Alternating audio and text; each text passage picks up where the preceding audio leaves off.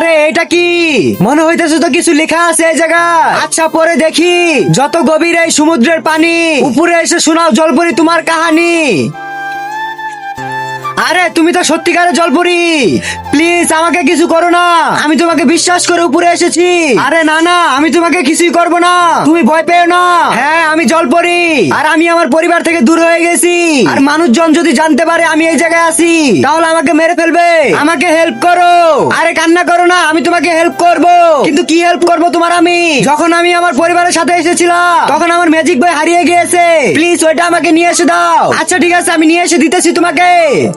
তুমি কি free fire কে ভালোবাসো নাকি তোমার মা বাবাকে ভালোবাসো?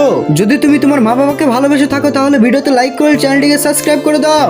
লাইক সাবস্ক্রাইব না করলে আমি ধরে নেব তুমি তোমার মা বাবাকে ভালোবাসো না। আর কমেন্ট বক্সে বলে যাও 1 নাকি 2।